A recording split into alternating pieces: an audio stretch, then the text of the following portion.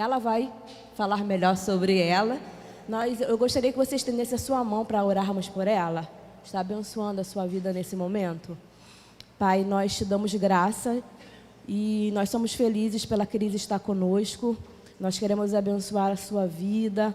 Nós queremos, Senhor, que o teu Espírito flua sobre os seus lábios, sobre o seu coração e tudo aquilo que o Senhor já colocou para ela falar, Senhor.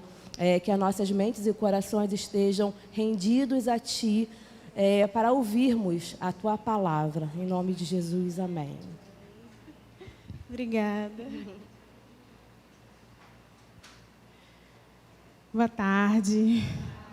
Muito bom poder estar aqui, compartilhando com vocês um pouquinho daquilo que o Senhor tem colocado como encargo, né, no meu coração ao longo desses anos. E antes de mais nada, né, eu vou me apresentar. Eu me chamo Cris Moraes, é Cristiane Moraes, mas sabe aquela coisa de Cristiane, parece que está brigando, né? Aí eu falo, não é Cris, gente, pode chamar de Cris, que fica mais legal. Aí, Cris Moraes, eu sou líder pastoral lá na comunidade do Rei, junto com meu esposo. A gente lidera um grupo lá, né, um grupo caseiro. Sou também liderança do Turno Kids, né, do ministério que nós temos lá, infantil. E em termos de formação acadêmica, né, eu sou neuropsicopedagoga, hoje atuo como neuropsicopedagoga clínica e institucional. Sou especialista em neurociência e educação, em psicologia e saúde mental, em terapia ABA. E sou mestre em diversidade e inclusão pelo Instituto de Biologia da UF. Sou pesquisadora na UFRJ, na Faculdade de Farmácia, pesquisadora em transtorno do espectro do autismo. Mas nenhuma dessas coisas suplanta o conhecimento das Escrituras, né? Nada disso é mais valioso do que conhecer o Cristo, né? E de aprender com Ele como viver e como lidar com todas as nossas características. Obrigada. Todas as nossas características, sendo elas típicas ou atípicas, né? As Escrituras têm resposta para todas essas coisas.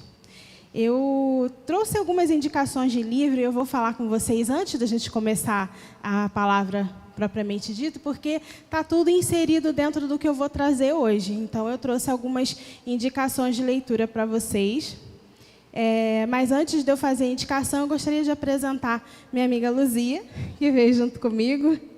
Nós somos diretoras do ICAM, que é um Instituto de Atendimento Multidisciplinar, um Instituto Cristão de Atendimento Multidisciplinar, que a nossa comunidade, né, junto conosco, tem aberto lá em São Gonçalo para atendimento de crianças atípicas. É um instituto sem fins lucrativos. Então, a gente sempre conta com a doação, né, dos irmãos e nós estamos abertos para os atendimentos que vão poder ser pagos e os que não podem ser pagos. A nossa intenção é que as crianças, tanto que não têm condições, quanto quem tem condições, tenham acesso ao mesmo tipo de terapia de ponta, né? Por isso que a gente tem se especializado, buscado mergulhar bastante no conhecimento dessas terapias para que a gente possa oferecer isso para as outras crianças. E aí, se vocês quiserem saber um pouquinho mais sobre o ICAM, entra lá no Instagram, que é @icam.sãogonçalo, e aí vocês vão ver como é que já estão as obras. A gente está pertinho de abrir, estamos muito felizes. E a Luzia, ela está junto comigo lá na direção do ICAM, e ela vai falar um pouquinho sobre ela também.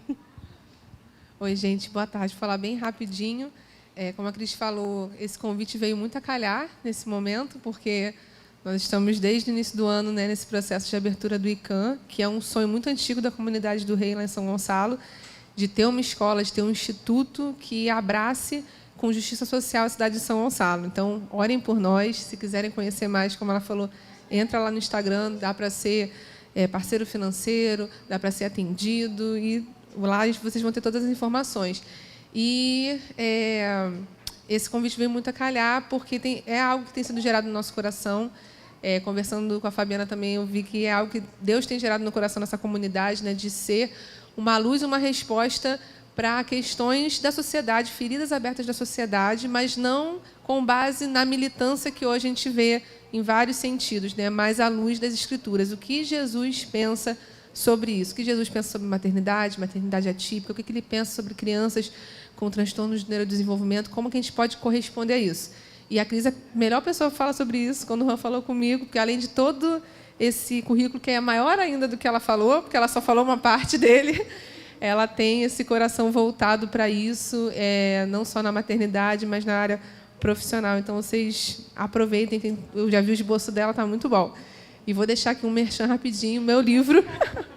Eu não pude trazer, que eu não tinha, até meio amassado esse aqui, que é dos meus filhos, Anatólia, que é um livro infantil que fala sobre o Evangelho para crianças. Depois eu mando o link pela Fabiana para quem tiver interesse em conhecer, tá bom? Vamos continuar as indicações de leitura. Eu quero indicar para vocês os materiais que a gente produz lá no Turno Kids, que são materiais para as crianças e também para os pais, né? Eu trouxe 2 exemplos de materiais, que é sobre oração meditativa para a criança, que nós temos lá, e é um material que ensina sobre o lédico. Vocês conhecem o lédico, a ferramenta lédico de devocional? Então, aqui a gente traz o lédico para as crianças, que é uma ferramenta para a gente trabalhar essa questão do devocional com crianças, tá bom? E está lá no nosso Instagram do Turno Kids, tá? Para baixar PDF, eu trouxe aqui impresso, mas está lá em PDF. Nós fizemos um material recente também, que foi na mobilização de oração que teve por Israel, né, o material por que as crianças devem ser envolvidas na oração. E aí nossas crianças jejuaram, oraram, foram orientadas pelo material também. E esse aqui é um material que fala um pouco sobre maternidade, à luz da Bíblia, né, que é Intencionalidade e o Ministério dos Precursores, que é um guia prático para pais e professores. Esse aqui vai ser lançado mês que vem. Aí vai estar lá também no link do nosso Instagram, para quem quiser adquirir, sempre no formato de PDF, e-book, por enquanto. A gente está tentando uma editora, mas editora para produzir material infantil, gente, é muito difícil. Eles gostam muito de produzir material para adulto, mas para criança, ó, a gente está suando para poder conseguir. Por quê? Para baratear o preço, né? Porque quando a gente vai imprimir, o valor fica muito caro, né? Tinta de impressora é muito caro. Então, esses materiais são o que nós temos lá do Turno Kids. Esses materiais não são nossos, mas foram os materiais que eu usei para produzir o esboço de hoje. Eu queria mostrar para vocês, né? 8 Mulheres de Fé é um livro que conta a história de mulheres de grandes avivalistas, né? Dentre elas, tem aqui a Sarah Edward, que foi esposa de Jonathan Edwards, e traz um resumo um pouco da vida delas e mostra como a gente pode ser prática em alguns aspectos da nossa vida, incluindo a amizade entre nós mulheres, né? Muito bom esse livro. Esse aqui, Vozes Femininas nos Avivamentos, também é muito bom, da Ruth Salviano. Ele é um livro que traz muito uma visão histórica, tanto da sociedade quanto das mulheres que viveram naquela época e, através daquilo que elas fizeram na sua casa, foram responsáveis por grandes movimentos avivalistas. É muito bom esse livro, é um livro para ler e estudar mesmo, né? Um livro de estudo, mas é muito bom mesmo. Esse do Francis Chan, Até que Sejamos Um, também é um livro muito bom, fala sobre a unidade da igreja, tem tudo a ver com o que a gente vai falar aqui, porque o mundo não vai nos reconhecer como o espelho de Jesus, como cristãos de verdade, enquanto não manifestarmos essa unidade. A unidade que existe entre a Trindade precisa ser manifestada no meio de nós também, né? Então, esse livro é muito, muito, muito bom. E esse aqui, que é um livro que ganhou meu coração. Porque quando eu comprei esse livro, Pescadores de Crianças, eu comprei pela fé. porque eu achei que fosse ser um livro que fosse falar sobre evangelismo de crianças. E eu tenho o coração um pouco fechado para isso, porque existe toda uma cultura de um Espírito Santo mirim, né? De que a gente tem que falar, para a criança entender de Jesus, a gente tem que falar com fantoche, a gente tem que falar com um monte de coisas. Mas a criança, para ela entender Jesus, ela precisa do Espírito Santo, né? Então, tudo que nós precisamos fazer é atrair a presença de Jesus, porque nós vamos explicar para a criança e o Espírito Santo vai ajudá-la a discernir, né? Mas esse livro, Pescadores de Crianças, não fala sobre evangelismo de criança. Ele orienta a educação dos filhos. Como que um pai e uma mãe precisam ser, o que eles precisam desenvolver para educar os seus filhos. E professores também. Então, gente, é um livro que fala sobre o sacerdócio do lar. O maior evangelismo que existe é o que acontece dentro da nossa própria casa. Então, esse livro do Charles Spurgeon me conquistou por isso, por ser algo que fala sobre como que a casa deve proceder, né? Como que deve ser a nossa casa. E aí, todos esses me inspiraram para a ministração de hoje, que a gente vai conversar um pouquinho, né? Obrigada, Luzia. E eu vou falar sobre maternidade atípica, né?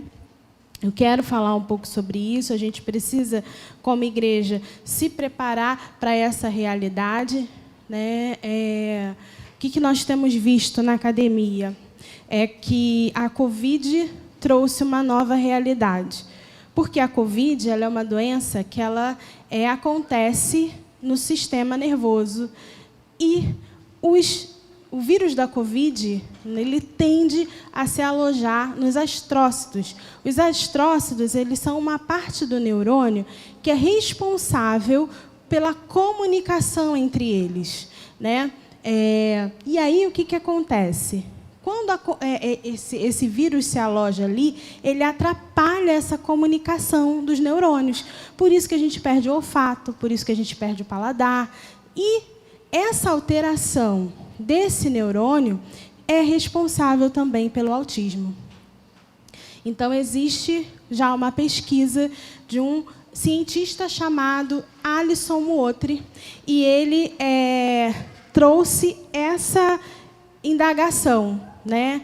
E essa possibilidade de que, muito provavelmente, as consequências da Covid podem estar ligadas a um futuro aumento dos casos de autismo. Então, nós precisamos, como igreja, como sociedade, de uma forma geral, nos preparar para aquilo que vai acontecer. Mas a gente precisa se preparar não com o discurso dessa era, não com as vozes que têm se levantado nesse tempo, não com o conhecimento da ciência, mas com aquilo que as Escrituras nos dizem a respeito do Cristo, aquele a quem nós estamos buscando imitar, aquele a quem nós temos como nosso, como dono da nossa afeição e do nosso amor, né? E antes da gente entrar na maternidade atípica, eu quero muito trazer a nossa visão de maternidade, de paternidade, para a realidade do Cristo. E eu quero começar lendo em Salmos 127, do versículo 1 a 5. Salmos 127, do 1 a 5.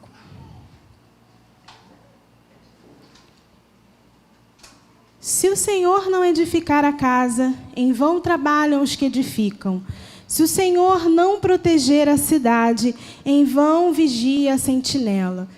Inútil vos será levantar de madrugada, repousar tarde, comer o pão de dores, pois ele supre aos seus amados enquanto dormem. Os filhos são herança do Senhor, e o fruto do ventre é a sua recompensa. Como flechas na mão de um guerreiro, assim são os filhos da mocidade. Bem-aventurado o homem que com ele enche a sua aljava, quando enfrentarem os inimigos numa disputa, não serão envergonhados. Você vê que nesse capítulo, o salmista Davi, ele vem desconstruindo algumas ideias daquela sociedade na época, né?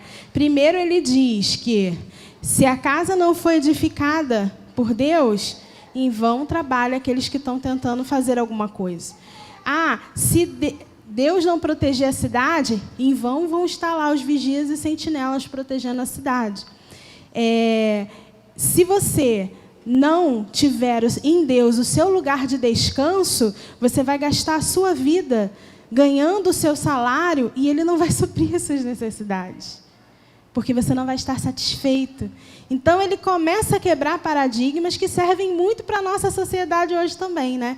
Que trabalha muito. Eu que venho desse mundo acadêmico, que eu mais ouço são professores, colegas, falando, passei a madrugada produzindo artigo. E aí, olha, mas essa madrugada eu produzi um artigo, já vou publicar. E quando você fala assim, eu ficava com vergonha de falar assim, o que você fez de madrugada? Eu dormi. Eu orei e eu dormi. Né? Onde você passou o seu domingo? Meu Deus, eu estava na casa do irmão, em comunhão. Mas eu pude ver, né, a mão do Senhor se manifestando de diversas formas. Talvez aquilo que uma pessoa levou 5 dias para produzir como artigo, eu consegui produzir em 2 horas. Por quê? Quem é a nossa prioridade? Quem é que está regendo o nosso tempo? Ensina-nos a contar o nosso tempo de maneira sábia, a colocar o nosso coração naquilo que realmente importa. Né? Então, o nosso alvo, o nosso padrão é o Evangelho. O nosso padrão não é a sociedade que nos cerca. E hoje, assim, a gente vê que falar de maternidade é um desafio. Você entra lá no Instagram, o que tem de especialista ensinando a ser mãe, ensinando o que você deve fazer. Olha, dá comida tal para o seu filho, porque o método tal é o método que melhor se adequa.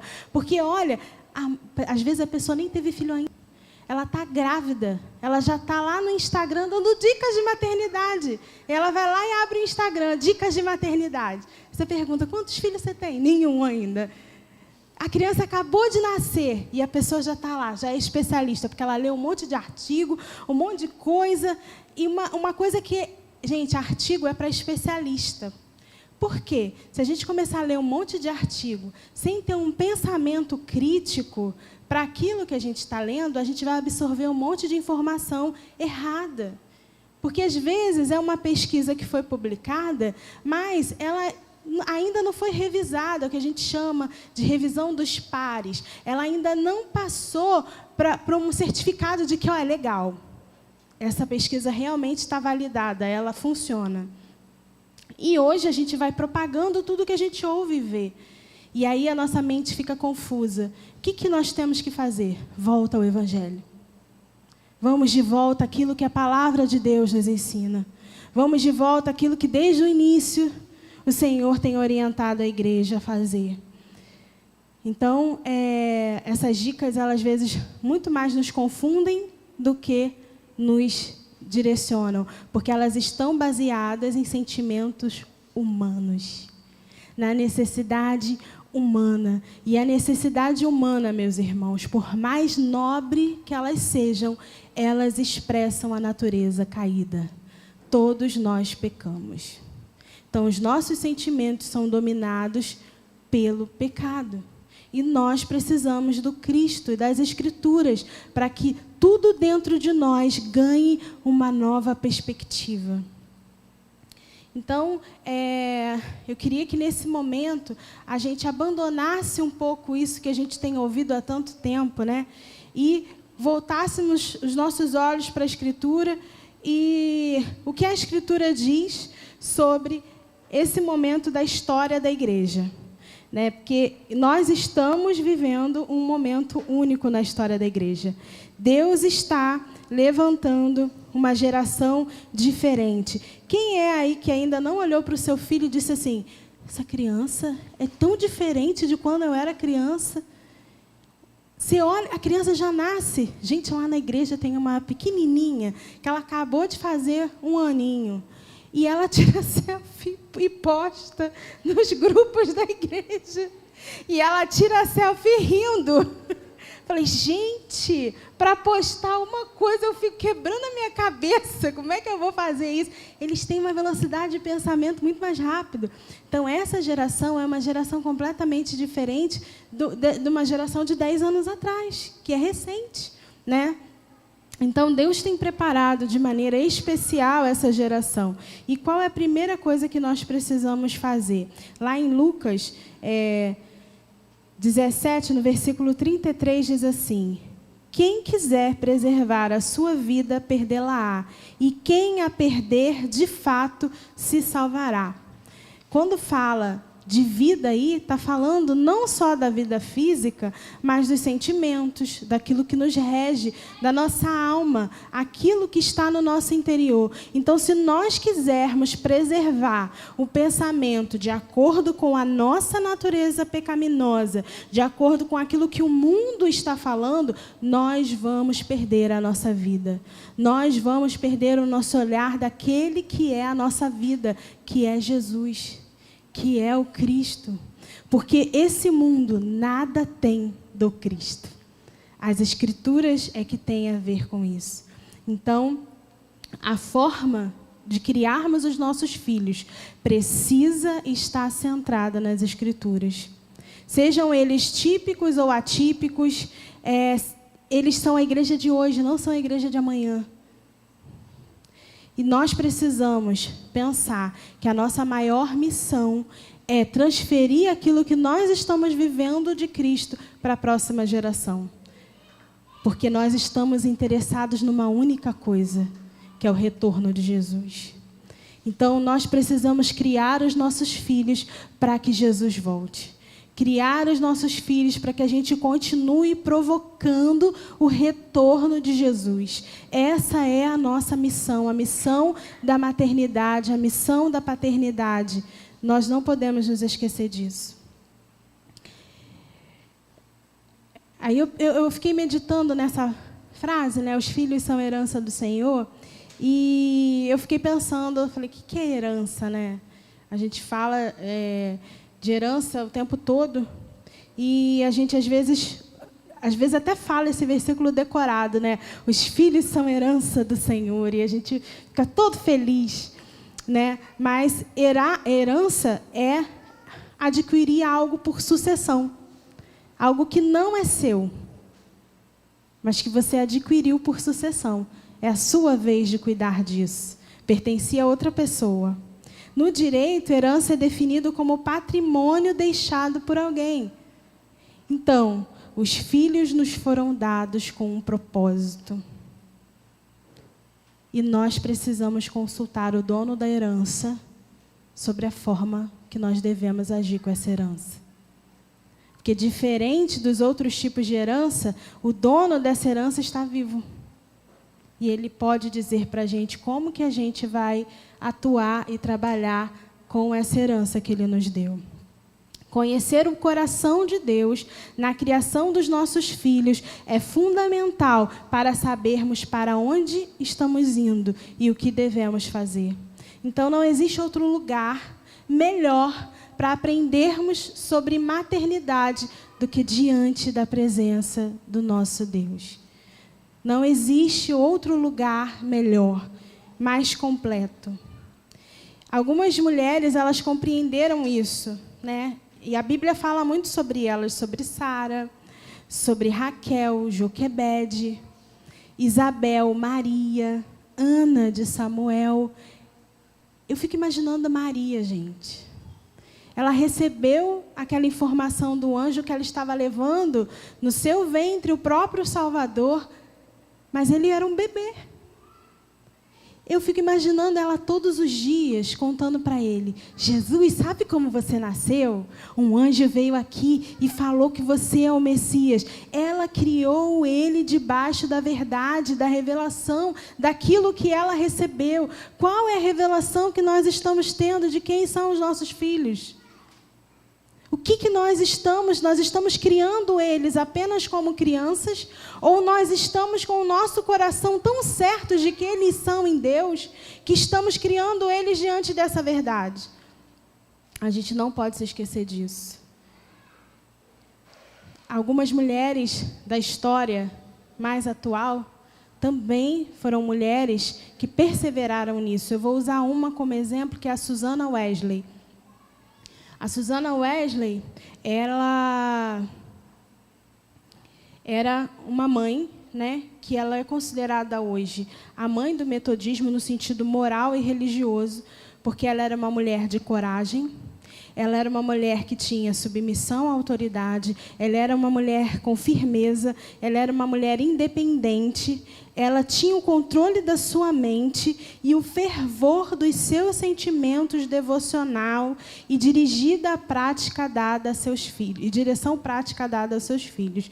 Ou seja, ela era uma mulher temente ao Senhor.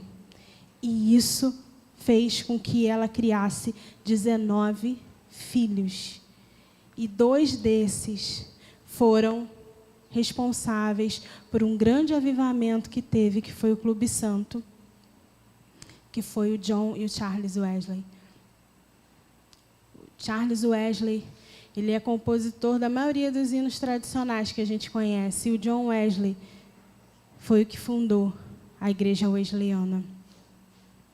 Então, meus irmãos, o que nós estamos construindo como pais precisa estar centrado naquilo que Deus quer, porque isso pode mudar toda uma geração. Toda uma geração foi impactada por essa mãe de 19 filhos. E ela viveu num século onde a mulher não tinha tanta expressão. Ela viveu no século XVII, século XVIII, final de 1600, começo de 1700. E ela tinha clareza das coisas, mas a história conta que ela passava... A prioridade dela era o devocional. E ela só encontrava com os filhos, para educar os filhos, porque ela era professora dos filhos, depois que ela tinha um momento dela com Deus. Ela foi considerada uma das mulheres mais inteligentes da época. Ela tinha um conhecimento teológico incrível, só do tempo devocional dela com Deus. Então, era lá que ela buscava para depois poder ensinar os filhos dela. Charles Spurgeon diz que aqueles que querem ensinar os seus filhos a serem cordeiros precisam, antes de tudo, ser os cordeiros. Então, antes de ensinarmos os nossos filhos sobre a sujeição e submissão a Cristo, nós precisamos estar sujeitos à autoridade de Cristo. E não era fácil a vida dessa mãe, porque além dela ser professora, além dela fazer tudo isso, o marido dela era um marido irresponsável. Então, era ela que praticamente sustentava os filhos. E mesmo assim, ela se manteve firme e fiel àquela família de 19 filhos. Gente, ela tirava 1 hora por dia para cada filho. Como que ela conseguia fazer isso? Eu só tenho uma resposta: graça. Não tem em nós nada humano que consiga explicar o que essa mulher fazia. É graça. Nós precisamos da graça para educar os nossos filhos. Porque é a graça de Deus que vai nos ensinar como agir em relação a eles. Quando adulto, John Wesley escreveu uma carta para a mãe, né, e pediu para que ela escrevesse algumas dicas para que ele ensinasse as mulheres da igreja como educar os seus filhos. E aí ela falou assim, é muito difícil. Ela se recusou mesmo a dar as dicas, ela não queria dar essas dicas, porque ela dizia assim, é difícil seguir o meu método sem abdicação do mundo, porque devotar cerca de 20 anos da primavera da vida na esperança de salvar as almas dos seus filhos é uma tarefa para poucos. Olha isso, ela não falou assim, gastar a primavera para educar os seus filhos, ela na esperança de salvar a alma dos seus filhos. Então, o nosso propósito está na salvação dos nossos filhos. E a gente só consegue isso através do Espírito Santo. E aí ela deu algumas dicas importantes. Olha que dicas práticas. Não permita que comam entre as refeições. Coloque-os para dormir às 20 horas. Ensine-os a tomar remédios sem reclamações. Subjugue a vontade própria, o egoísmo de seus filhos e colabore com a salvação das suas almas. Ensine-os a orar assim que comecem a falar. Exija que estejam presentes no culto doméstico. Não lhes dê nada que peçam chorando, mas sim o que peçam com educação. Para evitar mentiras, não lhes castigue as faltas que logo confessam, ou aquelas às quais se arrependem. Nunca deixe um ato pecaminoso fique sem castigo. Nunca deixe que um ato pecaminoso fique sem castigo. O seu filho de 1 aninho, 6 meses, 1 mês, ele peca. Ele peca sim. E nós temos que corrigir. Quando meu filho era pequeno, lá em casa nós tínhamos uma regra. Todas as coisas eram conversadas, mas aquelas que iam contra a palavra de Deus eram severamente castigadas. E todas as vezes que eu castigava ele, eu falava por que ele estava sendo castigado e citava um versículo bíblico. Aí ele cresceu e aí ele gosta de procurar, né, as referências dele no YouTube, e ele conheceu o filho do Luciano Subirá, né, o Israel Subirá. E aí ele veio do quarto correndo e falou: mãe, eu conheci uma outra pessoa que apanhava com o versículo bíblico. Aí eu falei assim: glória a Deus! Tem mais alguém que faz isso. E aí ele ficou todo bobo, todo feliz, né? Meu Deus, era só eu. Mas ele compreendeu. Eu sempre explicava: filho, a palavra de Deus, ela nunca vai nos castigar pelos nossos erros. Deus, ele é compassivo com os nossos erros, mas ele detesta a desobediência. Se existe algo que nos afasta da presença de Deus, é a desobediência. Então, todas as vezes em que ele cometia algum ato de desobediência, ele era castigado. E eu falava para ele: você está sendo castigado porque você desobedeceu. E essa é a única coisa que pode te afastar de Jesus. E aí ele entendia. Hoje ele tem 16 anos. Graças a Deus. Está bem. Está vivo.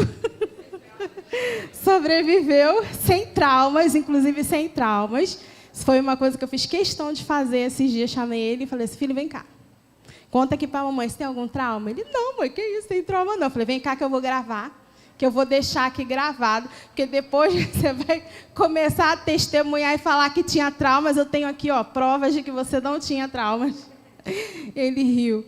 Mas, irmãos, esse é o cerne daquilo que tudo a gente tem que fazer, centrado no Evangelho de Cristo. Porque nós precisamos ensinar os nossos filhos a amar ao Senhor sobre todas as coisas. É a nossa principal missão. E a gente não faz isso sendo permissivo. Porque o nosso Deus não é permissivo, ele é compassivo, é diferente. Então, nós precisamos refletir a imagem do Cristo. Não castigue uma criança 2 vezes pela mesma falta. Encoraje e premie a boa conduta de seus filhos. Elogie qualquer tentativa de agradar de seus filhos, mesmo que mal executada. Promova o respeito pela propriedade alheia, inclusive pelas coisas insignificantes. Essa daqui foi assim, muito triste para eu ler, né? Cumpra todas as promessas que faça aos seus filhos. Eu pensei assim: poxa vida, acabou, na volta a gente compra. Não vou poder mais usar isso. Tenho que cumprir as promessas. Esse aqui eu achei muito bonito, porque a gente está falando de uma mulher do século 17, 18, onde isso não era muito bem preservado pela cultura, mas ela entendeu isso em Cristo. Não obrigue suas filhas a trabalhar antes que elas saibam ler. Olha que sabedoria essa mulher conseguiu diante da presença do Senhor. Ela estava à frente do seu tempo. A gente não precisa de movimentos feministas. A gente precisa da Bíblia. Ensine a criança a temer a vara. E um dos conselhos dela, que ressoam até hoje, é um conselho que ela deu para o próprio John Wesley, que ela fala assim: qualquer coisa que enfraqueça a sua razão, prejudique a ternura da sua consciência, obscureça o seu senso de Deus ou lhe tire o gosto das coisas espirituais, em suma, seja o que for que aumente a força e a autoridade do seu corpo sobre a sua mente, essa coisa é pecado para você, por mais inocente que seja. Gente, que livro que essa mulher leu isso? Nenhum. Isso aqui foi revelação do alto. Isso aqui foi revelação do próprio Deus para ela. Então, a gente pode, você, eu, a gente pode estar diante da geração mais importante que já nasceu na Terra, que é a geração que vai se entregar à morte pelo Cristo.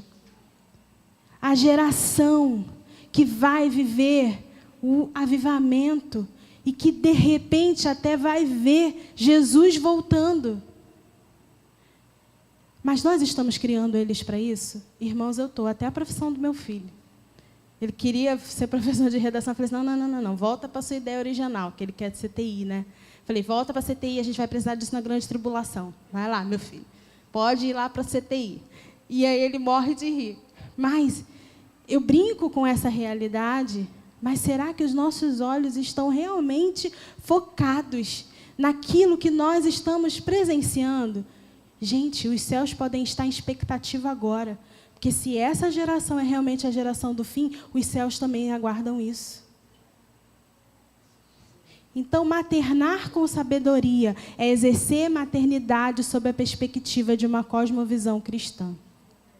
O que é cosmovisão cristã? É uma maneira subjetiva de ver e entender o mundo, as relações humanas e os papéis dos indivíduos na sociedade. A cosmovisão cristã, o que ela diz? Que Cristo está no centro de todas as coisas e que a família é a educadora. A cosmovisão humanista, que é a que rege hoje a nossa sociedade, ela diz que o homem está distante de Deus. Deus está lá, ele tem mais o que fazer. Ele tem coisas mais importantes com que se importar do que conosco. E o Estado é que deve prover a educação. Somos nós que temos que dar a educação dos nossos filhos. De acordo com a palavra de Deus, se a gente for olhar lá o histórico da palavra, o próprio Cristo que fazia, reunia todos à mesa para ensinar. Então, essa é o nosso papel, essa é a nossa visão. Eu falei tudo isso sobre maternidade, né, diante da cosmovisão cristã, para a gente começar a falar sobre maternidade atípica, porque eu não acho que são duas coisas distintas. Então, você tendo um filho que tem algum tipo de deficiência ou não, você tem que maternar da mesma forma. Cristocêntrica. Jesus no centro de todas as coisas. O meu filho, ele é atípico também. Meu filho, ele tem altas habilidades de superdotação, mas não é muito bom em algumas áreas, é muito difícil. É muito difícil lidar com uma criança que tem um pensamento mais rígido, né? Tem uma facilidade de aprendizagem. Eu tive que trabalhar durante muitos anos com ele a respeito do orgulho. Então, se eu não fosse alguém que olhasse para as Escrituras para modelar o caráter do meu filho com o caráter do Cristo, eu não teria corrigido meu filho. E isso acontece porque a gente deixa de corrigir ou por pena, ou porque a sociedade hoje diz que a gente não pode deixar o nosso filho chorar. Gente, quantas vezes a gente chora pedindo alguma coisa para o Senhor e o Senhor não dá para a gente? Eu posso falar de um monte de coisas que eu já pedi, o Senhor não me deu. E que eu choro, mas Ele não me dá. E aí eu vou educar o meu filho numa realidade que não é a de Deus. E aí ele vai crescer, ele vai se frustrar com o Evangelho. Ah, não, eu não vou ficar. Jesus não deu o que eu queria. Não, meus irmãos, nós temos que aprender a frustrar os nossos filhos. Hoje, os especialistas estão pedindo, pelo amor de Deus, para as crianças serem frustradas. Mas a Bíblia já diz isso, para a gente fazer há muito tempo. O que a gente precisa é ouvir o que a palavra de Deus diz. Pode vir o melhor especialista, o mais conhecido, o mais devotado. Se o que ele disser não estiver nas Escrituras, a Bíblia diz que é maldito. E ponto final, não tem outra coisa a ser dita. Se alguém vier e pregar um outro evangelho, ainda que seja um anjo de luz, seja ele anátema. O que ele diz é maldição, não é bênção. E a gente não pode deixar e falar assim, não, mas não é bem assim, né? Não é bem assim, é porque tem coisa que é muito importante. Tem coisa que é muito importante. Mas se ela não reafirma o que as Escrituras dizem, eu não vou olhar para ela. É uma decisão que eu preciso tomar. Que nós estamos construindo uma geração que vai atrair a volta do noivo. Esse é o nosso objetivo. Então, a gente não pode olhar para outra coisa. A gente vive num tempo de muita luta, né? É luta contra o racismo, é luta para os direitos das pessoas com deficiência. E essas lutas, elas são, de fato, necessárias que aconteçam. Mas é muito fácil para o nosso coração confundir toda essa luta com justiça. E a gente deixa de perceber que muitas delas estão centradas nos desejos humanos. Naquilo que a gente, enquanto ser humano, acha que é justiça e equidade. E a gente não pode perder de vista, porque nós temos que guardar o nosso coração do orgulho. Nós não podemos agir em nome do orgulho. Então, isso é uma coisa que a gente precisa guardar. E a gente não pode agir em nome do orgulho nem no nome do ressentimento, que muitas das vezes acabam sendo endossador dessas causas. É o orgulho. Não, porque eu fui tratada dessa forma, porque eu fui desse jeito, então eu vou lutar para que isso não aconteça. Agora, os direitos. E aí a gente precisa começar a perceber que o padrão que deve ser adotado por justiça é o padrão das Escrituras. De novo, a gente volta para o Cristo. Mas as Escrituras falam de inclusão? Falam sim. As Escrituras falam de inclusão, de acolhimento e de respeito à pessoa com deficiência. Lá em Lucas 14, do verso 14... Lucas 14, do verso 15 ao 24, diz assim.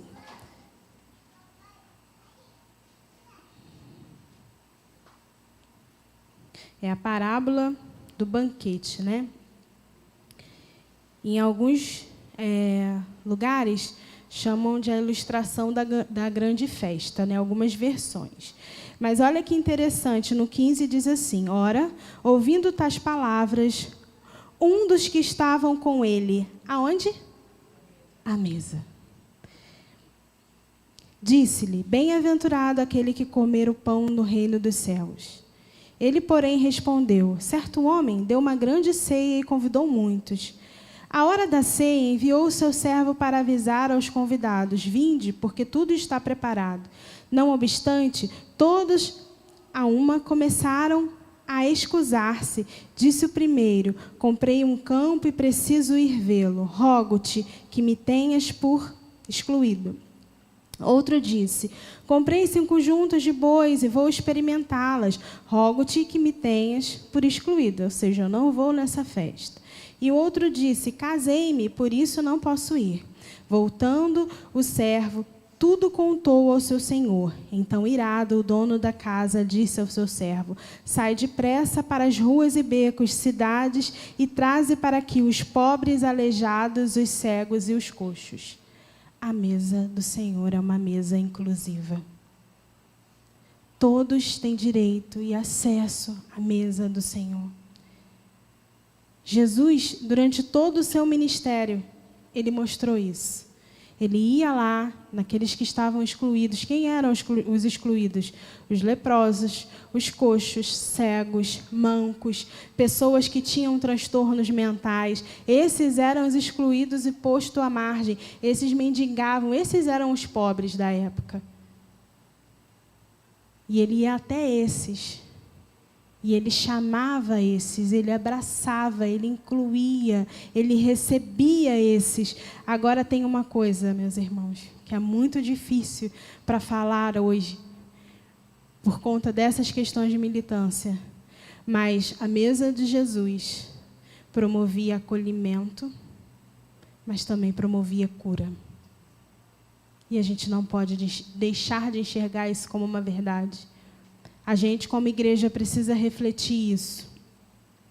A nossa mesa, a forma com que a gente recebe, sejam as pessoas com deficiência, sejam as pessoas com qualquer dificuldade ou transtorno de aprendizagem, ela precisa ser uma mesa que vai acolher, mas também precisa ser uma mesa que vai curar. Os sentimentos da rejeição e o físico também.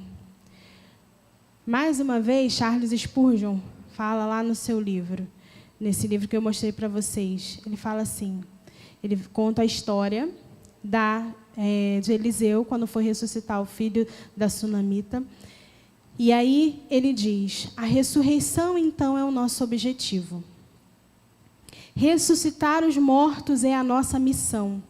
E este é um trabalho estranho a ser alcançado. Se cedermos à incredulidade, seremos surpreendidos pelo evidente fato de que o trabalho a que o Senhor nos chamou está muito além do nosso próprio poder pessoal. Não podemos ressuscitar os mortos. No entanto, não somos mais importantes do que Eliseu, pois ele, de si mesmo, não poderia restaurar o filho da sunamita. Precisamos desse fato para nos desencorajar? Não é verdade que ele nos direciona para o nosso verdadeiro poder, afastando-nos do nosso próprio poder? Acredito que todos nós já sabemos que quem vive na região da fé habita no reino dos milagres. Quando a gente se depara com uma situação em que é impossível, dói, porque a gente percebe que em nós mesmos nós não podemos fazer nada. Mas é nessa hora que a graça do Senhor nos basta e que o poder dele se aperfeiçoa nas nossas fraquezas. E nós podemos orar e ver, sim, curas sendo liberadas. Nós podemos orar e ver essas crianças alcançando cura. Não é errado orar. Não deixe o mundo te dizer isso, que é errado orar por essas crianças. Não é errado orar para que haja cura. Não é errado buscar do Senhor a cura. A ciência não substitui o Evangelho. Nada substitui o Evangelho. Não é errado orar por cura. E quando a gente ora por cura, a gente não está orando baseado no que a ciência descobriu. Também não está baseado no que sabemos ou nós conseguimos. Nós estamos fundamentados no Evangelho que cremos, o Evangelho que Jesus nos ensina através das Escrituras. Jesus acolhia, incluía e curava. Então, nós não podemos admitir que a nossa missão seja menor do que essa. Nós vamos acolher, nós vamos incluir e nós vamos vê-los sendo curados. Curados nas suas emoções, curados no seu físico. Pode não ser agora, pode ser daqui a 10 anos, mas nós vamos continuar batendo a porta, porque a igreja dos últimos dias é uma igreja que caminha em meio aos milagres, é uma igreja que espanta o mundo com o sinal de Cristo. É assim que nós vamos ser as suas testemunhas. Enquanto isso, nós estamos acolhendo e incluindo. Enquanto isso, nós estamos chamando para perto, até que o Senhor venha e cure. Então, a partir desse panorama que as Escrituras estabelecem, nós continuamos seguindo o ministério de Jesus. Jesus morreu e ressuscitou e deu a nós a incumbência de vivermos o mesmo ministério que ele. E nós não podemos deixar de assumir esse papel. Um papel de acolhimento, um papel de cuidado e um papel de cura. As famílias que têm algum filho com deficiência, além de experimentarem o preconceito e muitas das vezes a rejeição aonde elas chegam, elas estão extenuadas, das maratonas em busca de diagnóstico e tratamento. Isso é uma coisa que eu vejo todos os dias no meu consultório. Famílias que, às vezes, não têm como pagar a consulta, estão lá como último recurso.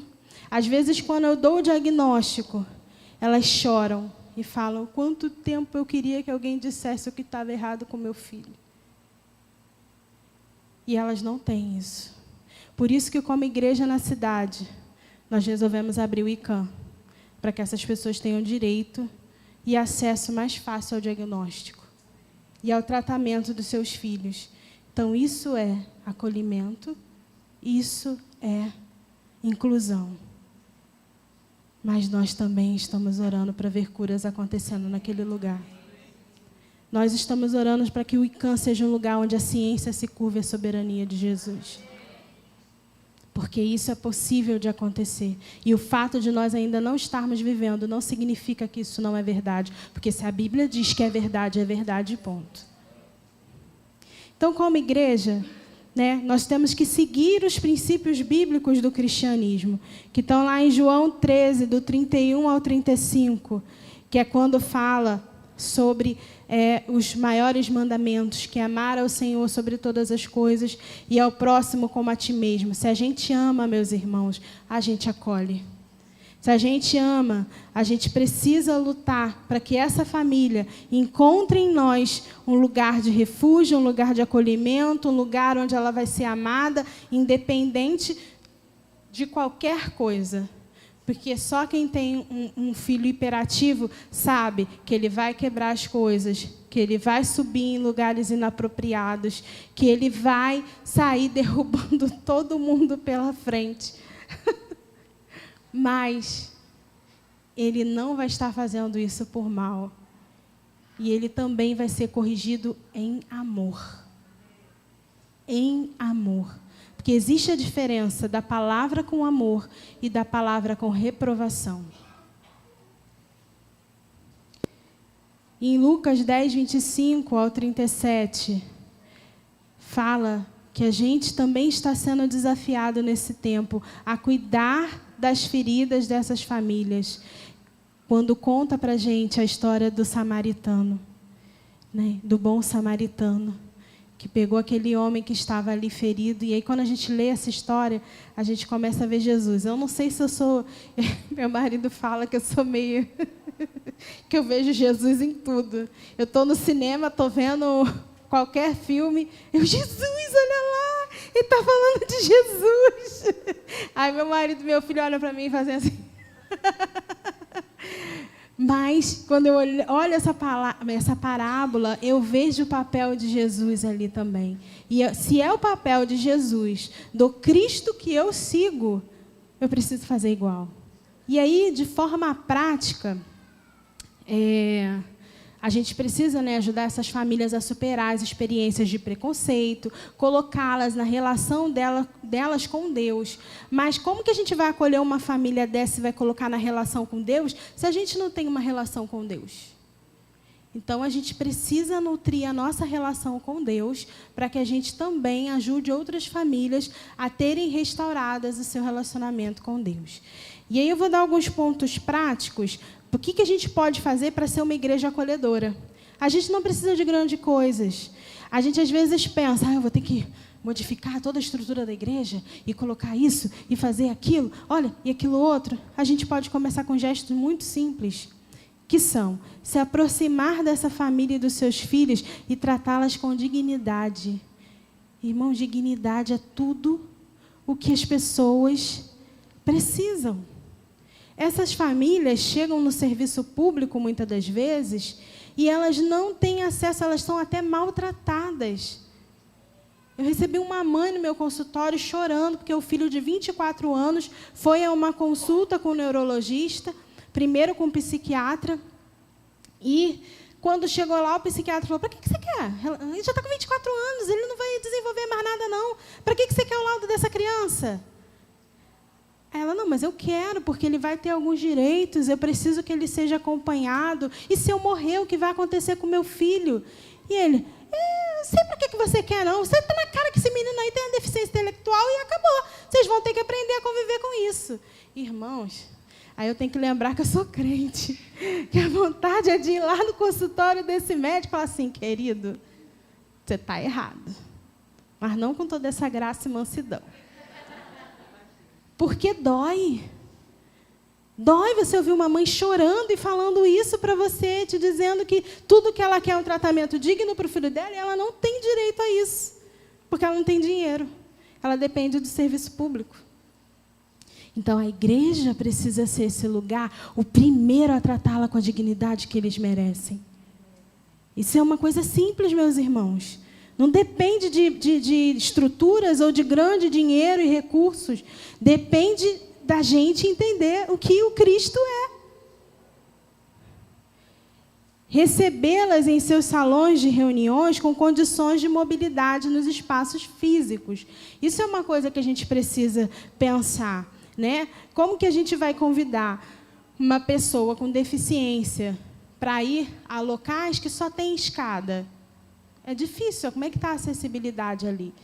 Eu sei que é difícil a gente pensar. Foi a primeira obra que a gente fez no ICAM. Foi pensar como a gente entrou e era só escada no local que nós alugamos. Primeira coisa, a rampa. Vamos fazer a rampa de acesso. A gente fez a rampa porque era o mais barato para a gente fazer, né? Mas a gente viu que dava para ter colocado um elevador, dava para ter colocado, mas a gente ainda não dispõe desses recursos, né? Banheiro acessível. Já que vai fazer uma obra para construir um banheiro, vamos pensar na acessibilidade? Como que uma pessoa cadeirante vai conseguir usar esse vaso aqui? Então, tudo que a gente pensa em promover a autonomia dessa pessoa. Ela precisa ter autonomia para ir sozinha ao banheiro. Não ter que ficar aqui na hora da adoração. Às vezes a pessoa vai estar sentada na cadeira, aí na hora da adoração ela vai ter que ficar procurando alguém que não está orando, que não está cantando, para levá-la ao banheiro.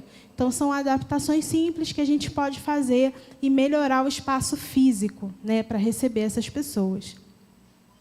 Instrumentalizar e capacitar as lideranças, incluindo o Ministério Infantil, para exercerem trabalho com crianças com algum tipo de deficiência. Vamos lá, isso aqui que nós estamos fazendo é uma forma de trazer justiça, né? Trazer pessoas que possam contribuir com isso. Mas, gente, sempre levando em consideração o princípio da palavra de Deus, né? Então, assim, a gente vai buscar conhecimento, mas a gente precisa entender que se o que aquela pessoa falar que fugir do princípio das Escrituras, desconsidera, ok? Mas é preciso trazer conhecimento.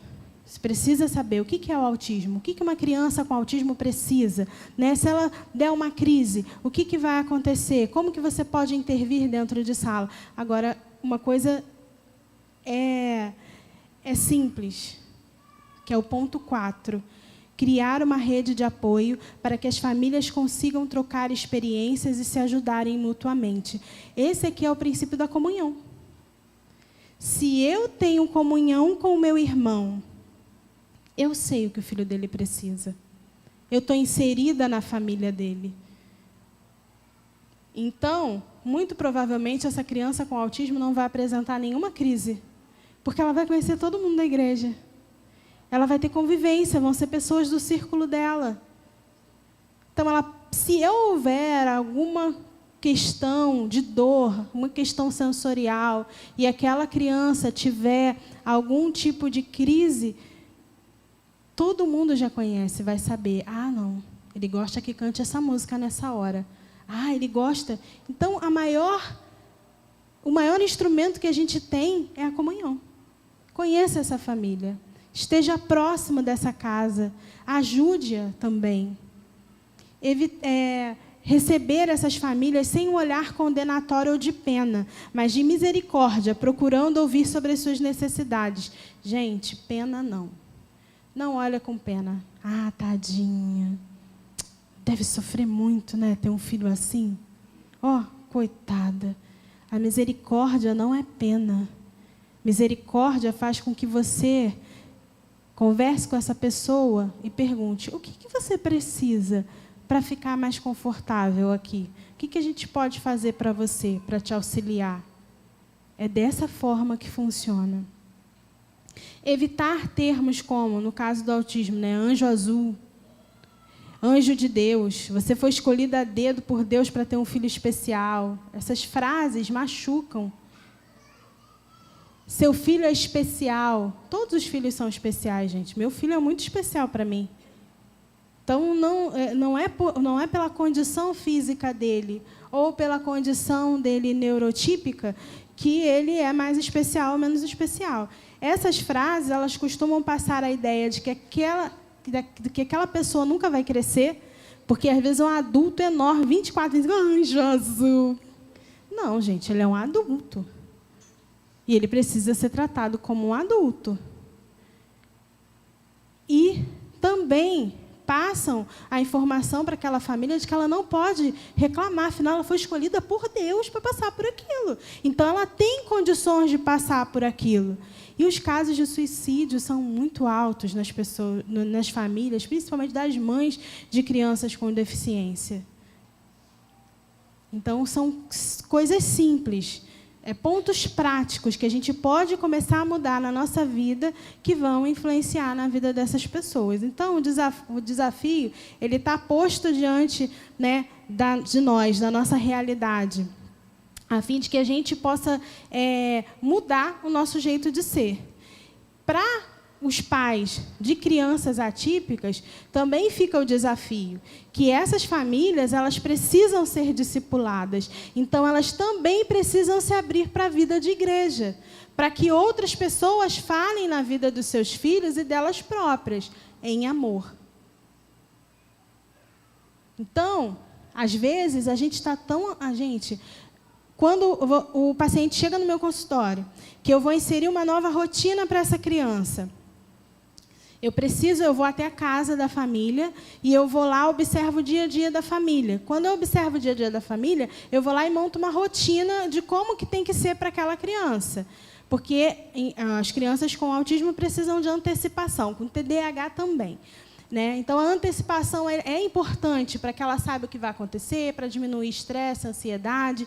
E aí, estabeleço essa nova rotina e aplico à família. A família precisa estar aberta para ouvir a rotina que eu vou propor e o que eu vou dizer. Olha, se você continuar fazendo assim, não vai ser bom para o seu filho.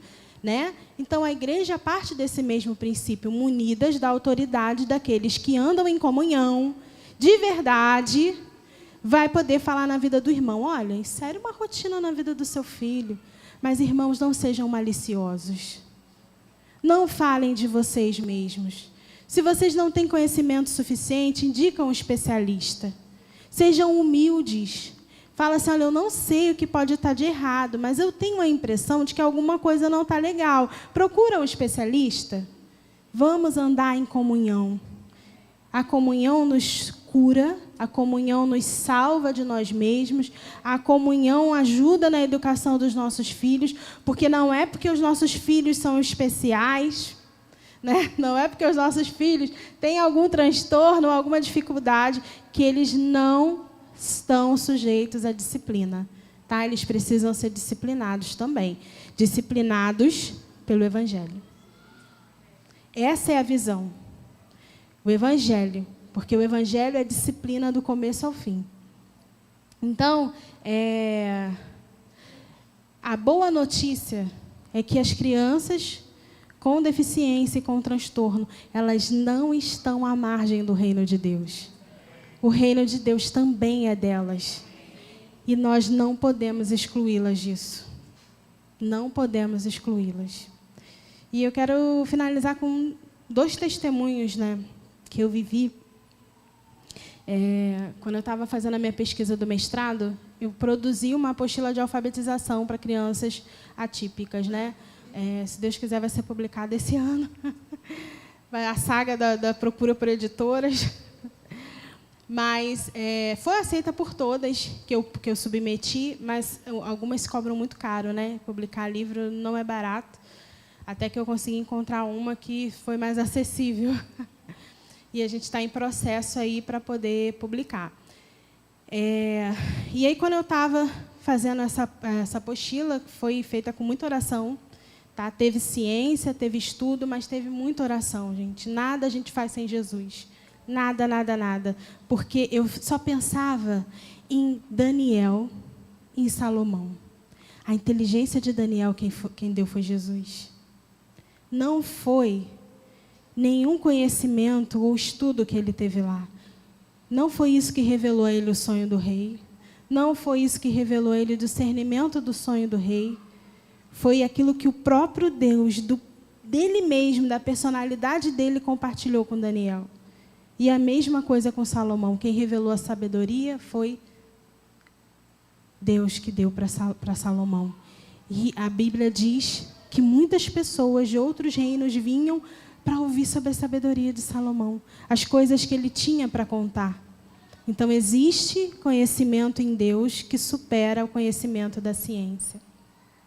E aí eu estava aplicando essa apostila lá na turma, só na parte das crianças que precisavam ser alfabetizadas.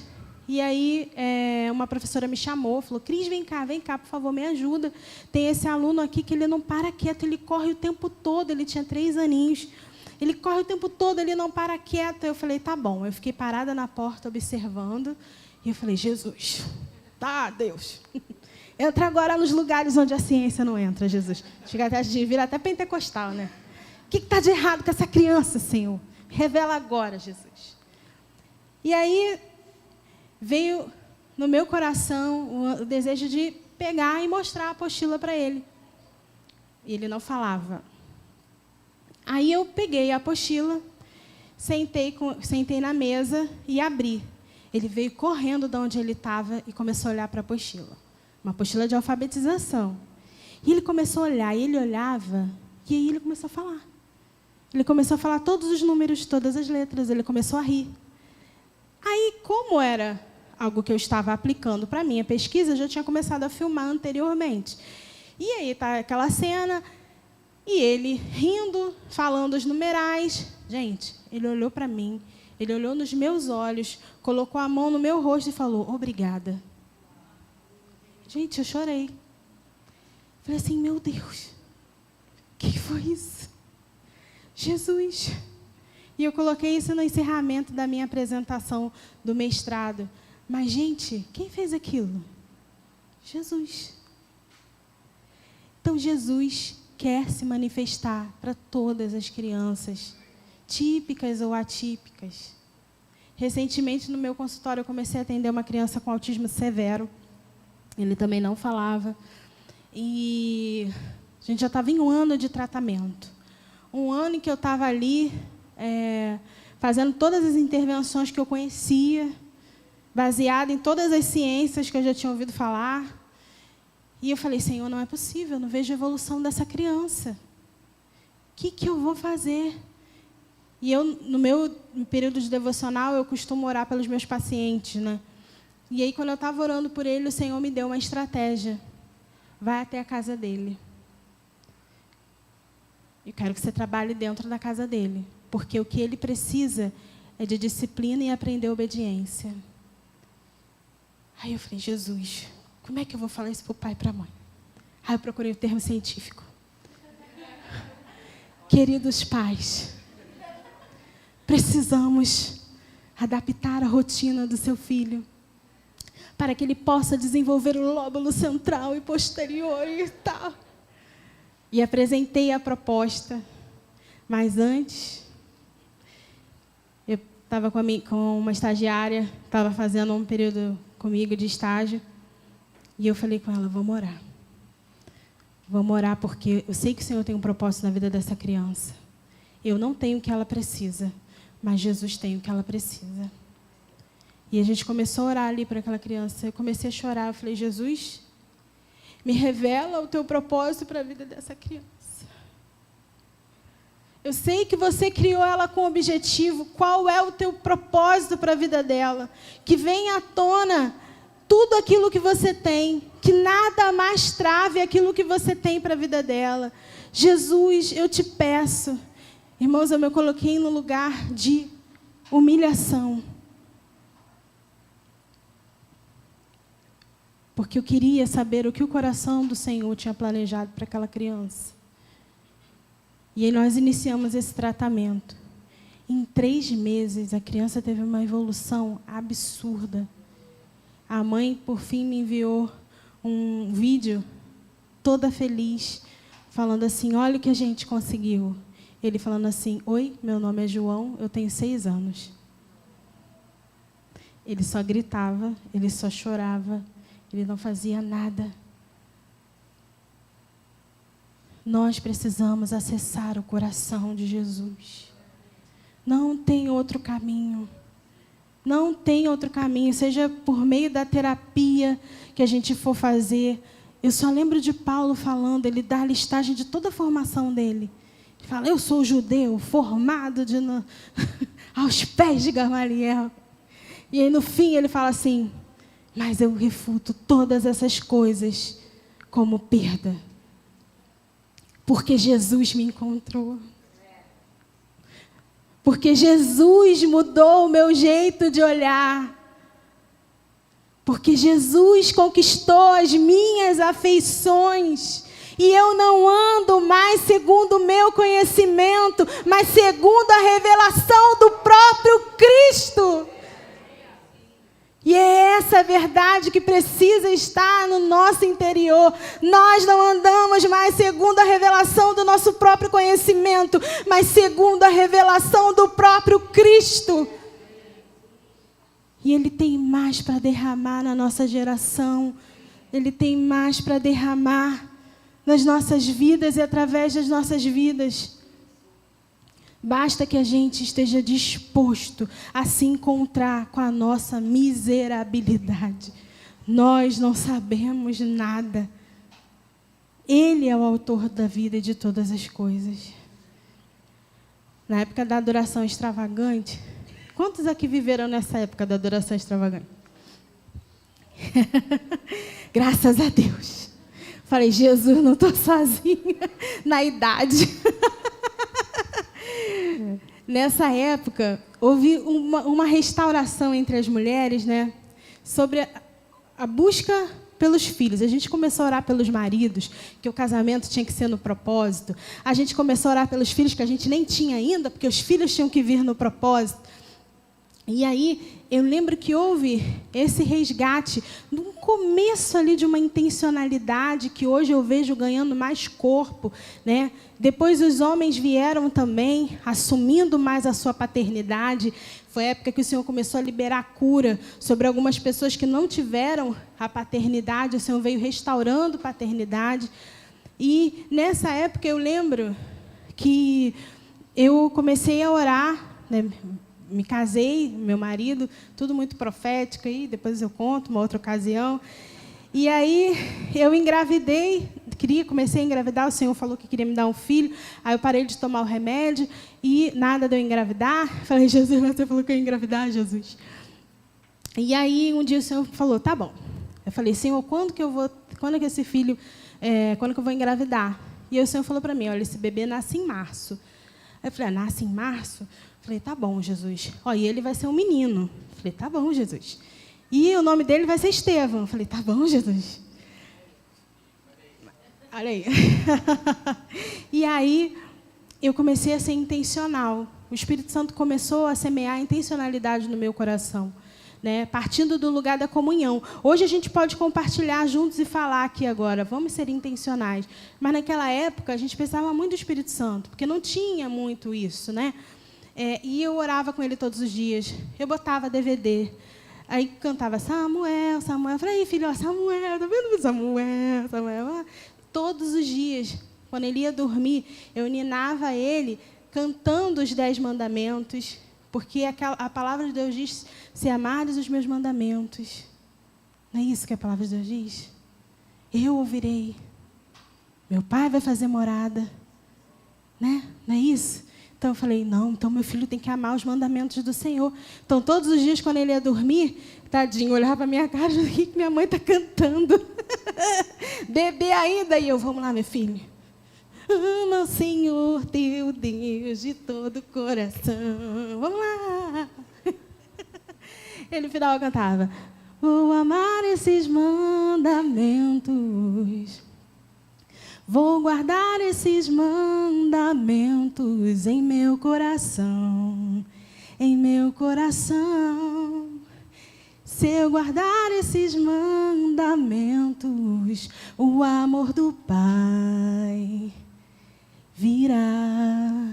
Sim, Ele virá a nós. Toda noite eu cantava isso para Ele, porque eu entendia que Ele precisava amar ao Senhor sobre todas as coisas. Então hoje, mães, ensinem os seus filhos a amar ao Senhor sobre todas as coisas. Profissionais, amem ao Senhor sobre todas as coisas. Mães de filhos atípicos, ensinem os seus filhos a amar ao Senhor sobre todas as coisas. Deus está despertando a igreja para olhar para aqueles que vão ser alvos do toque, do milagre do Senhor. E nós não podemos fechar os nossos olhos.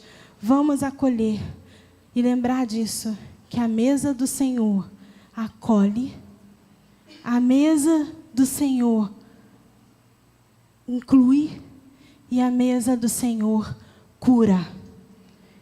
Não vamos deixar de orar por cura.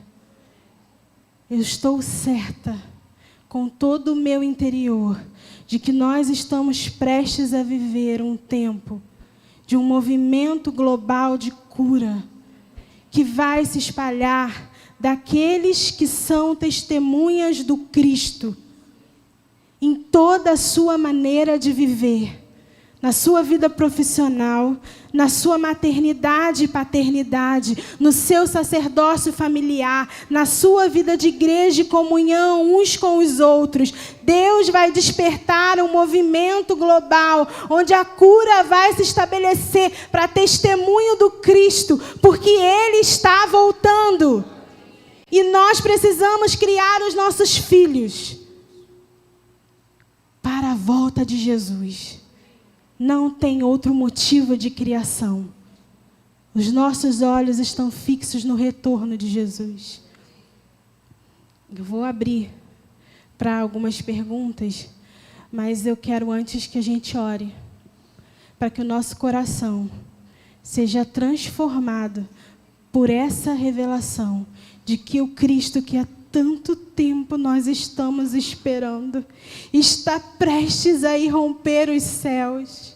E nós não vamos descansar.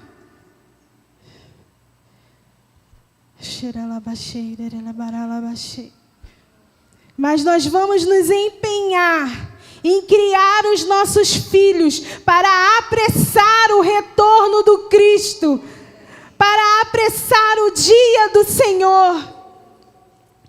Pai, eu oro para que os nossos corações estejam inclinados na missão, que é revelar o reino de Deus para esta terra. Um reino que não é baseado em justiça humana, um reino que não é baseado na ciência humana, um reino que não é baseado no conhecimento limitado da nossa humanidade, mas que é a revelação do próprio Cristo. Nós queremos ser a revelação do próprio Cristo. Ainda que isso levante, Senhor, aqueles que vão nos odiar, porque se odiaram você, vão nos odiar também. Mas também virão até nós aqueles aos quais o Senhor deseja salvar deste mundo perverso e trazer a luz do Evangelho de Cristo. Cria-nos com este senso de urgência, Senhor. Não nos deixe descansar mais até que o dia do Senhor chegue. Não nos deixe dormir mais, Senhor. Mas nos levante todos os dias na perspectiva do seu retorno. Que nós possamos dar a nossa vida pelo seu retorno. Nós não daremos descanso aos nossos olhos até ver o dia do Senhor. Ensina-nos a buscar por isso, na nossa forma de exercer a nossa profissão, na nossa forma de exercer, Senhor, o nosso cristianismo, na nossa forma de exercer a nossa maternidade, Jesus. Que tudo vise apressar a Tua volta, Pai. Muito obrigada, Jesus, porque Você é um bom Pai, porque Você nos revela os Seus anseios e desejos. Não nos deixe esquecer isso, Pai, mas nos ensina a buscar com diligência tudo aquilo que revela o Teu reino. Se milagres, milagres. Se cura, cura. Se uma família sacerdotal, mas revela-nos o Teu coração, revela-nos os Teus anseios, revela-nos, Senhor, as Suas afeições, até que elas se tornem as nossas afeições também, Jesus. Batiza-nos com as afeições do Cristo. Batiza-nos com as afeições do Cristo. Batiza-nos com as afeições do Cristo. Batiza-nos com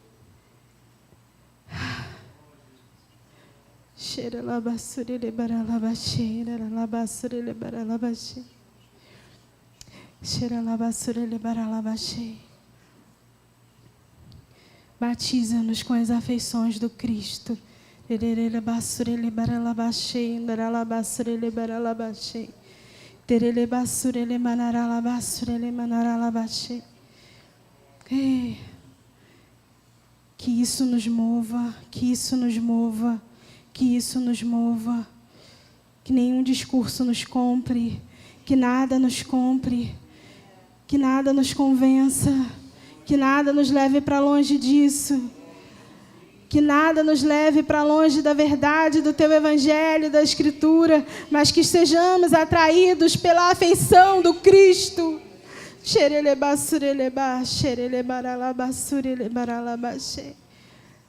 Não as afeições humanas, não o senso de justiça humano, mas aquilo que está no Teu coração, aquilo que as Tuas Escrituras nos mostram, Pai, em nome de Jesus.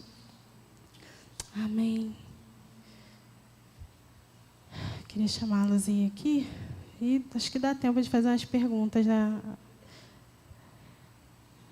Se alguém quiser fazer alguma pergunta.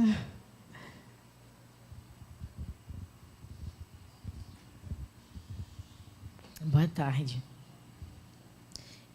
Meu nome é Rafaela. Eu tenho um sobrinho chamado Miguel, de 7 anos, que é autista. Eu costumo dizer que ele é meu ponto fraco, assim, né? Tem meu coração. E eu tenho buscado estudar, conhecer, buscar o Senhor para tentar, né, entender mais esse mundo dele, né, digamos assim, que não é dele, é nosso. Mas, enfim, a minha pergunta, você falou em determinado momento a respeito, né, da mesa do Senhor, que ela inclui, né, ela acolhe e ela cura. Eu sou tia, eu não sou mãe, minha cunhada é a mãe dele.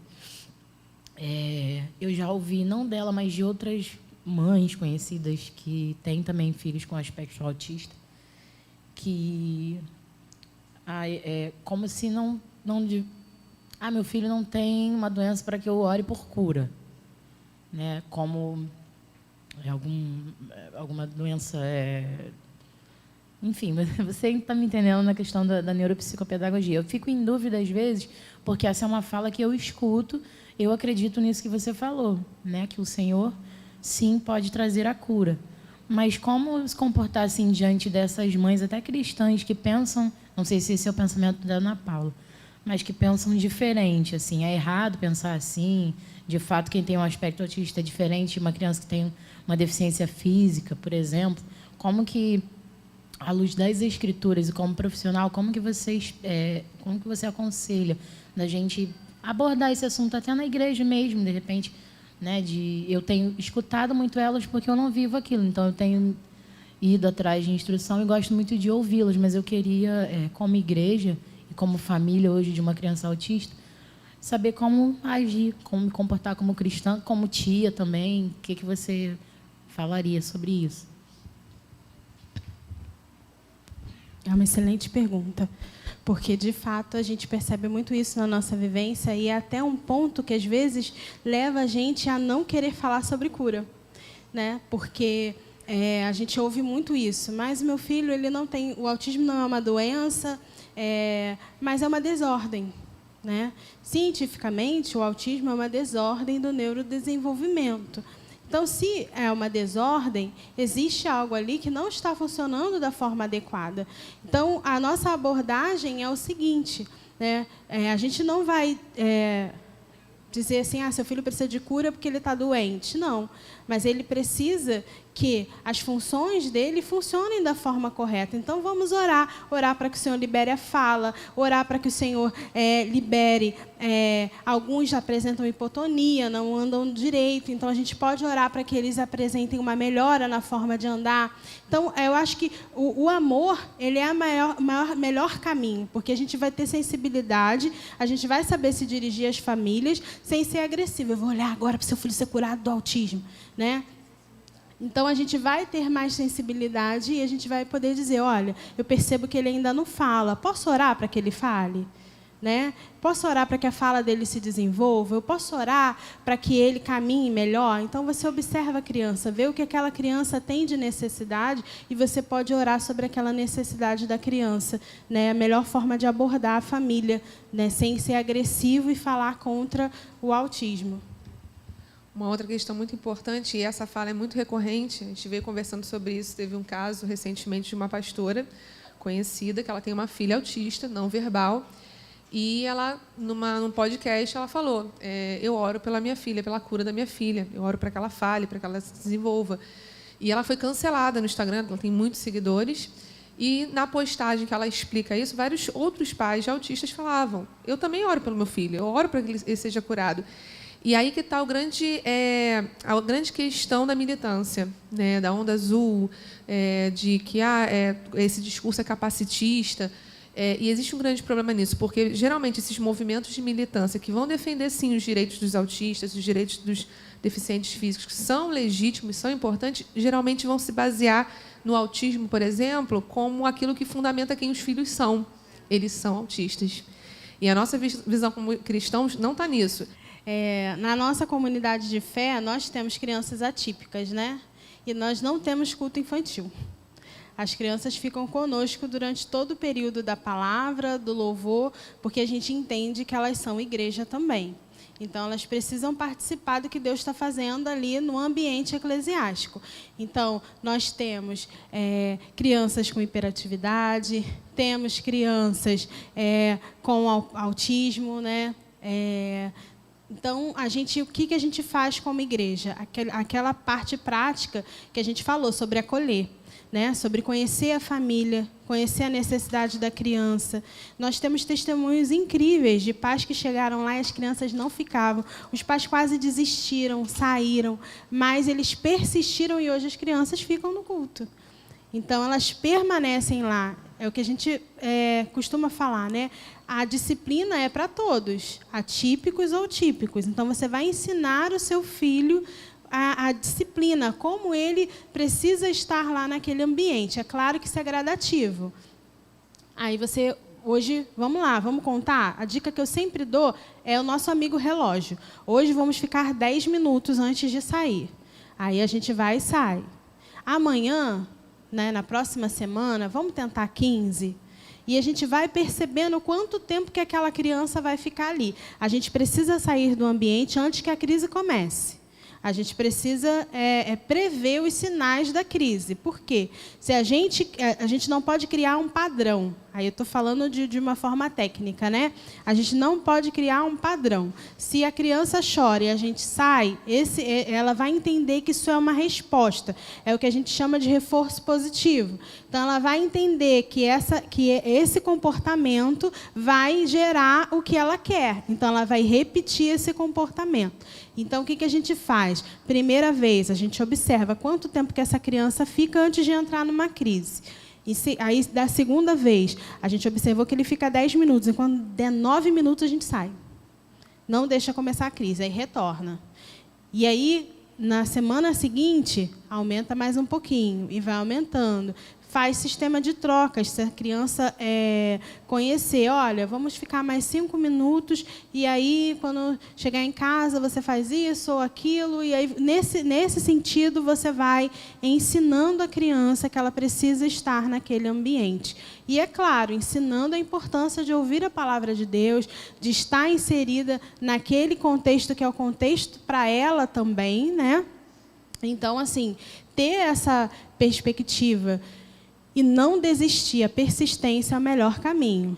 As crianças que têm sensibilidade auditiva, têm os fones, né, que podem ser utilizados, tem aqueles fones que são maiores e tem os abafadores auriculares, que você pode colocar no ouvido.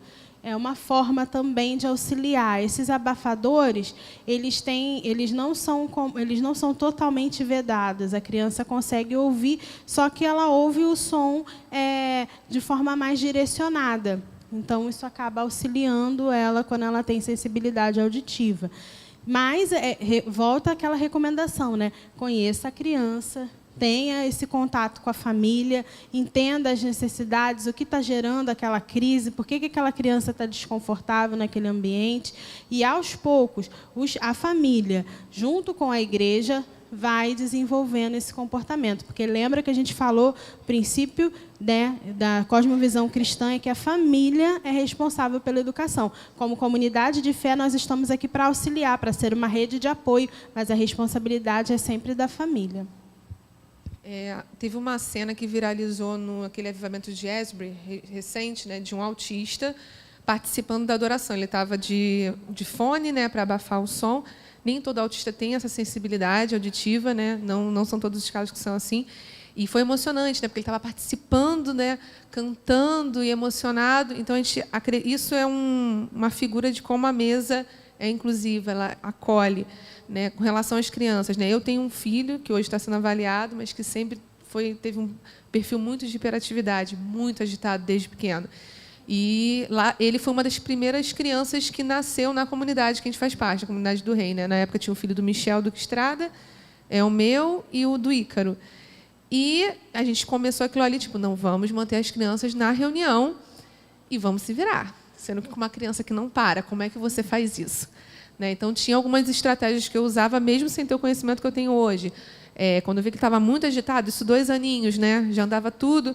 Vamos andar um pouquinho lá atrás, sem atrapalhar o culto, sem atrapalhar a reunião, sem jogar o teclado para o alto, que ele tinha condições totais de fazer isso. Mas vamos andar lá atrás um pouquinho, de mãozinha dada, vamos andar, porque tinha essa necessidade de movimento motor o tempo todo. Então, são coisas que a família vai percebendo, vai sendo orientada também pelos especialistas, e a comunidade vai percebendo. Poxa, aquela mãe está ali andando ali atrás, que já deve estar no limite dele ficar aqui. Então, está andando. Mas também uma certa insistência. Imagina, naquele tempo, hoje a gente tem uma comunidade que já está fluindo nisso há bastante tempo, mas naquela época era só mato.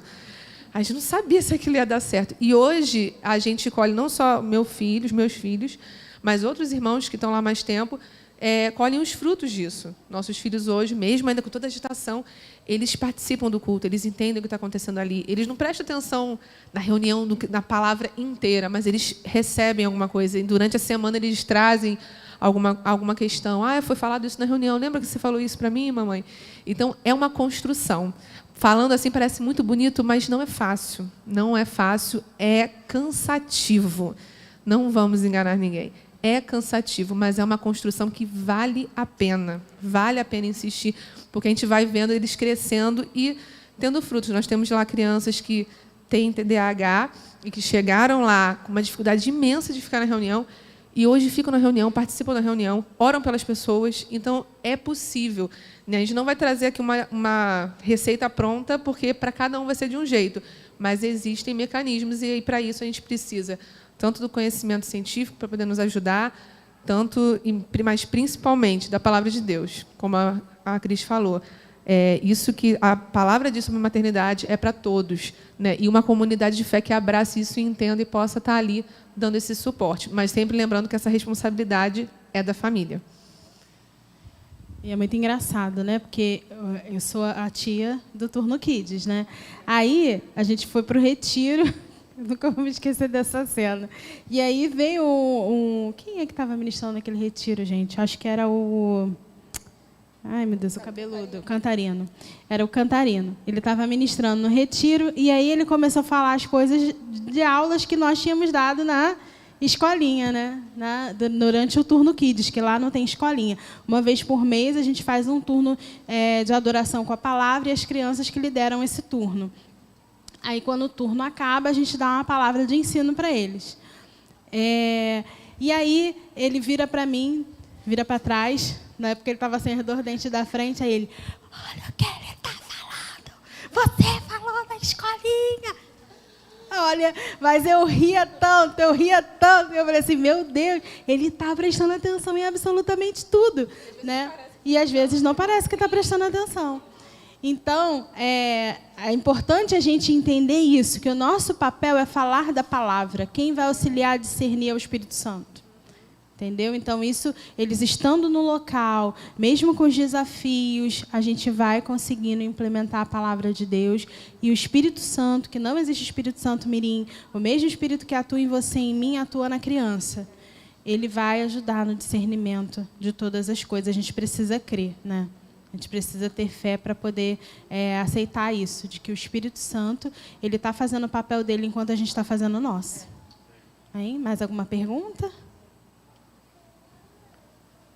Foi? Gente, muito obrigada. Foi muito bom estar com vocês, muito bom poder compartilhar um pouco daquilo que o Senhor tem nos dado, tanto de experiência quanto de entendimento no nosso lugar ali secreto, nosso lugar de comunidade. Foi muito bom poder compartilhar com vocês. A gente está à disposição de vocês. E não deixem de seguir a gente lá no Instagram. Se quiser qualquer coisa, qualquer material, conversar, manda mensagem, a gente vai conversando, tá bom? Se quiser também ajudar a ser um mantenedor, doar alguma coisa para o ICAM, também pode ficar à vontade, a gente vai ficar muito feliz, porque tudo que a gente conseguiu até hoje lá foi através de doação, e nós estamos doidas para começarmos esses atendimentos na forma prática, né? E ver o Senhor trazendo essa novidade, essa cura, essa transformação, essa graça sobre as crianças que realmente precisam desse atendimento e acolhimento.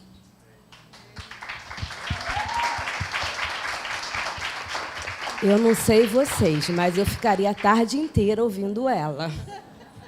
Com certeza. Que bom, que delicioso foi essa palavra que você compartilhou com a gente. Com certeza, nós vamos colocar isso em prática nas nossas vidas. E assim, que Deus abençoe muitíssimo a sua vida, a sua também, Lu.